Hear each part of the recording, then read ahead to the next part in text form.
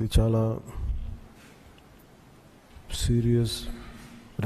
మతం అనగానే, ఫెయిత్ అనగానే, ధర్మం, ఇవన్నీ చాలా లోతైనవి, బాగా సెన్సిటివ్. అని ఇలాంటివి ఒక మాట మాట్లాడాలి అంటే చాలా చాలా ఆలోచించి దీన్ని ఎలాంటి పర్యవసనాలు ఎదుర్కోవాల్సి వస్తుంది ఇవన్నీ ఆలోచించే మేము మాట్లాడతాం. ప్రత్యేకించి జనసేన నుంచి గత 2019 నుంచి 2024 వరకు వారి పాలనలో, వైసీపీ పాలనలో చాలా సంఘటనలు జరిగినాయి. రిలీజియస్గా దాన్ని ఒక సెన్సిటివ్ ఇష్యూ జరిగినాయి మాట్లాడటానికి.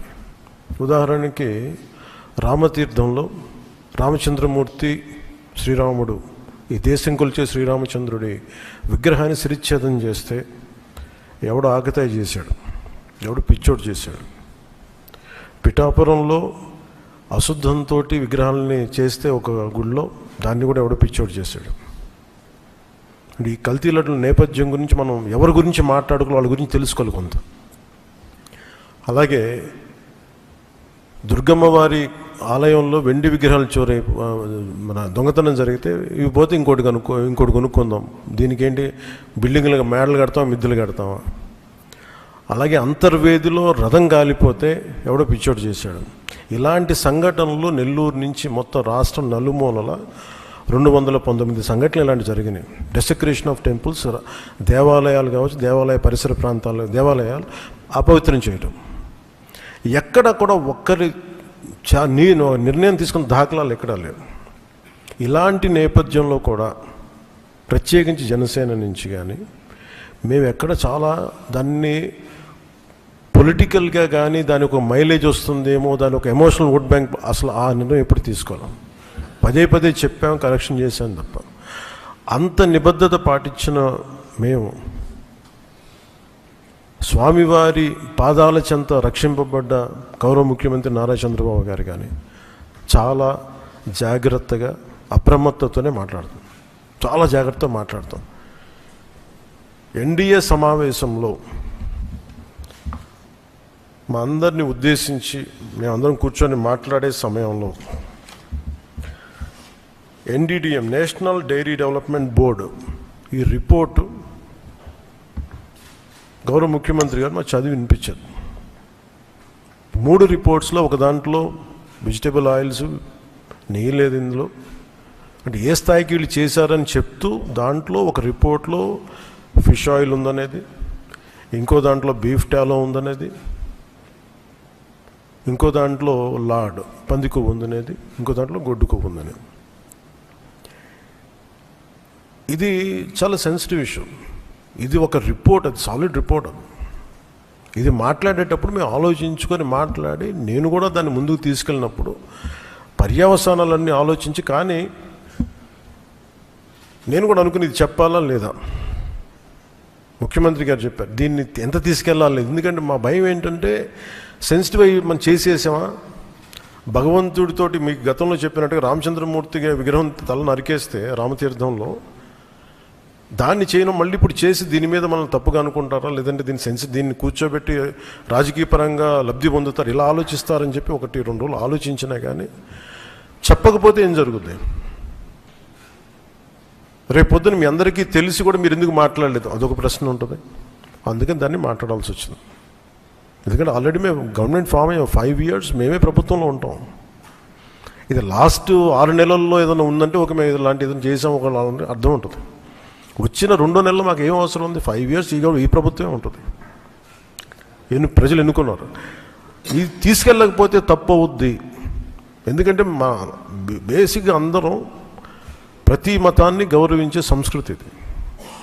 ఈ దేశంలో హైందవ సంస్కృతి లేకపోతే మిగతా సంస్కృతులు లేవు. అలాంటి హైందవ సంస్కృతి మీద ఇంత అపవిత్రం జరిగినప్పుడు, వీళ్ళు రిపీటెడ్గా చేస్తున్నప్పుడు ఇది చెప్పాలా లేదా అని కూర్చొని చాలా తర్జనలు పడి, నాకు పర్సనల్గా గిల్ట్ ఉండి, అరే మనం ఇంత కళ్ళ ముందు ఇంత రిపోర్ట్ మాట్లాడకపోవటం అని చెప్పి చేసిన తర్వాత తద్వారా మీ అంశాలు తెలుసు. అది సుప్రీంకోర్టు దాకా వెళ్ళింది. కొంతమంది మీరు ఇట్లా అన్నారు, లారీకి లబ్ధున్నారు, మాకేం పోదు, 5 సంవత్సరాలు మేమే ఉంటాం, మాకు ఆ భయాలు లేవు. కానీ దీన్ని కరెక్ట్ చేయకపోతే ఎందుకు మాకు ఉంది అంటే దీనికి నేపథ్యం అసలు వీళ్ళని మీరు ఎగ్జామిన్ చేయాలి. ఈ సమావేశం ద్వారా ప్రజలందరూ కూడా మేము ఏం ఎగ్జామిన్ చేస్తున్నామంటే వీళ్ళు ఎలాంటి పరంపర నుంచి వచ్చారు, వారసత్వం ఏంటి వీళ్ళకి. వీళ్ళు భగవంతుడి మీద పగబట్టారు. వీళ్ళు ఏడుకొండల స్వామి మీద పగ ఉంది. అది ఈరోజు పగ కాదు, ఏం పగో నాకు అర్థం కాదు. అయ్యే 7 కొండలు అంటాం, 7 కొండలు ఎందుకు, నీకు 2 కొండలు చాలు. భగవంతుడి మీద పగ ఏంటి ఎవరికైనా?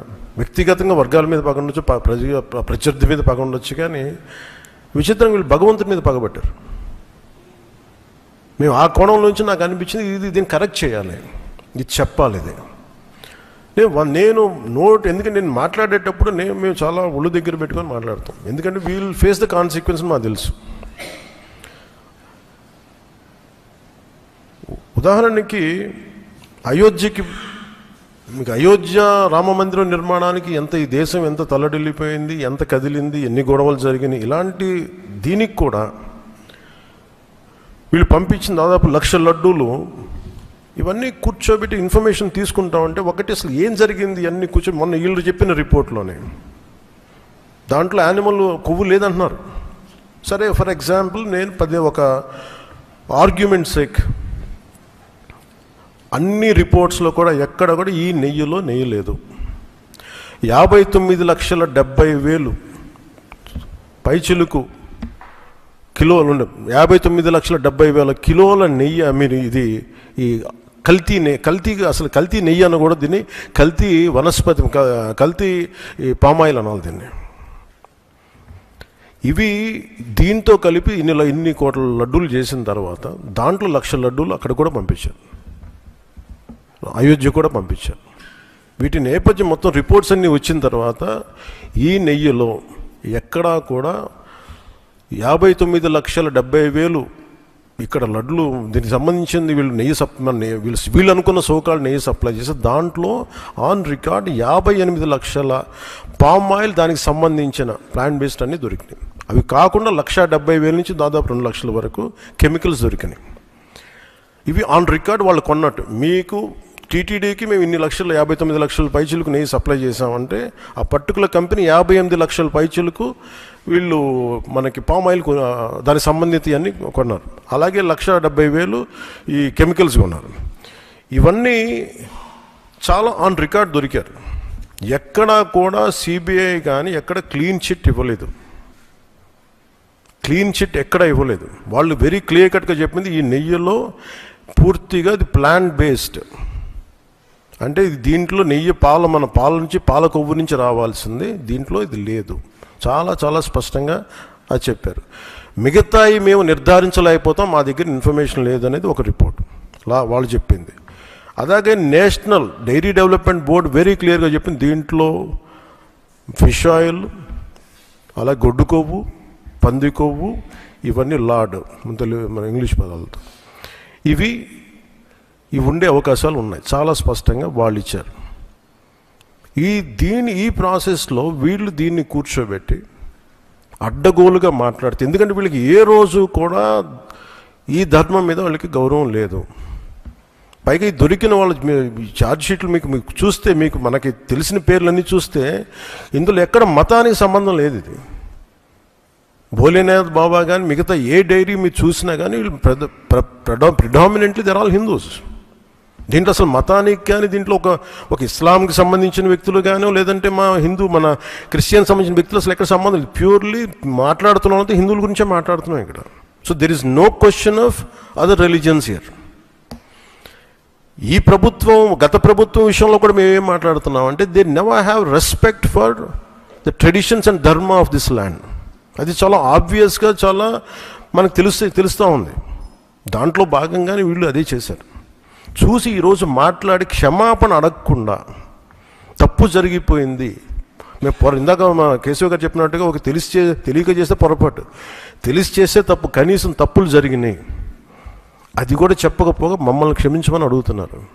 నేను ఒకటే చెప్తున్నాను, భగవంతుని మీద పగబట్టుకున్నవాడు సర్వనాశనం అయిపోతాడు తప్ప ఎవడు బతికిన దాఖలాలు లేవు, గుర్తుపెట్టుకున్నారు. ఎందుకంటే ఇది ఫెయిత్కి సంబంధించింది. చాలా స్పష్టంగా, చాలా క్లియర్గా సిబిఐ దాంట్లో మీరు కల్తీల నెయ్యి, మీరు అసలు నెయ్యి లేని దాంతో మీరు లడ్డూలు చేసి దాంట్లో మీరు ఇందాక చెప్పిన గ్లిజరైడ్స్ ఇవన్నీ ఉన్నాయి కదండి. దానికి మీకు ఒక రికార్డ్ చెప్తాను. 2019 నుంచి 2025 వరకు మీకు కనీసం ఒక నువ్వుల నూనె 180 రూపాయల నుంచి 268 రూపాయలు ఉండేది కనీసం, ఈ 26కి ఈ రోజుకి. సో వీళ్ళు సప్లై చేసే కాడికి మామూలు బజార్లో దొరికే ఒక నెయ్యి కనీసం 420 రూపాయలు కిలో. 2019 460 రూపాయలు, 2020 21కి 500 రూపాయలు. అలాంటి నెయ్యి వీళ్ళు ఒక్కళ్ళకే వరకు 319 రూపాయలు ఒకటి, 329 రూపాయలు ఒకటి, ఇవన్నీ కూర్చోబెట్టి ఈ నెయ్యిని సప్లై చేస్తారు. దీన్ని బట్టి మనకు అర్థం, దీన్ని బట్టి బేసిక్ ఒక హౌస్ వైఫ్ చెప్పగలరు, ఒక గృహిణి చెప్పగలరు ఇది ఎంత కల్తీ జరిగిందనేది. ఇలాంటి నెయ్యిని కూర్చోబెట్టి ఇది భగవంతుడికి ఇచ్చి ఈరోజు బుకాయించి తప్పులు చేసి మళ్ళీ ఈరోజు ఏం లేదని మాట్లాడుతూ ఉన్నారు వీళ్ళు. మీరు వివేకానంద రెడ్డి గారు పబ్లిక్గా మర్డర్ జరుగుతుంది, రోడ్డు మీదకి వెళ్ళి చిన్నపిల్లవాడికి తెలుస్తుంది అత్యంత హేయమైనగా చంపేశారని. అది మర్డర్ కాదు, గుండెపోటని చెప్తారు.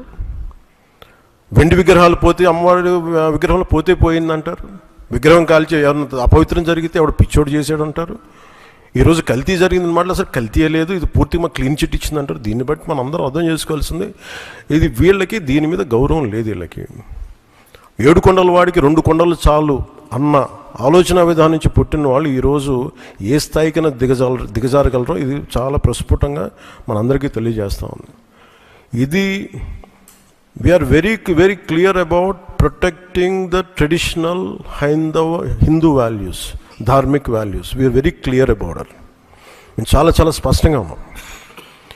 మేము ఇక్కడ కల్తీ జరిగింది అంటే వేరే మతాలు అనటం కానీ వేరే విశ్వాసాలను కించపరచడం కానీ ఎక్కడ లేదు. ఒక తప్పు జరిగింది, అడల్టరేషన్ జరిగింది. We're very clear about it.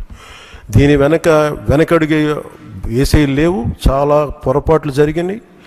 ఇది రిపీటెడ్ పొరపాట్లు కాస్త వీళ్ళని చూస్తే 2022లోనే వీళ్ళకి తెలియజేశారు. వీళ్ళకి ఇక్కడ కల్తీ జరిగింది 2022 రిపోర్ట్ ఇస్తే నేను క్యాబినెట్లో మాట్లాడుతూ ఉంటే దాన్ని తొక్కేశారు. దాని గురించి బయటకు తీసుకురాలా అంటే మీకు తెలిసే చేశారు. వీళ్ళని 2022లో మీకు కల్తీ జరిగిందని రిపోర్ట్ అప్పుడు వాళ్ళకి ల్యాబ్ టెస్ట్ వాళ్ళకి పంపిస్తే అప్పుడున్న టీటీడీ చైర్మన్ కానీ వీళ్ళు కానీ వాళ్ళు 100% తొక్కి పెట్టేశారు. దాన్ని బయటకు తీసుకురాలా.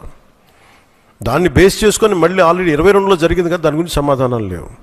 ఇవన్నీ తెలిసి కూడా మీరు అయోధ్యకి కల్తీ లడ్డులు పంపించారు. మీరు ఇది విశ్వాసాల మీద మీరు కొడుతున్న దెబ్బ. ఇది మీ ఆలోచన ఏంటి అది అనేది మీరు తెలుసుకోవాలి. అందుకే మీరు భగవంతుని మీద పగ పెట్టుకున్నవాడు ఎవడైనా సరే, 7 కొండల వాడి మీద పగ పెట్టుకున్నాడు ఎవరైనా సరే మట్టి కరిచిపోతారు తప్ప, మీరు ఇలా బుకాయించుకొని చేసిన తప్పులు క్షమాపణ వేడుకోండి తప్ప మీరు కూర్చోబెట్టి మేము క్షమాపణ, మీరు భగవంతుడికి మీరు క్షమాపణ చెప్పాలి, 7 కొండల వాడికి మీరు క్షమాపణ చెప్పాలి.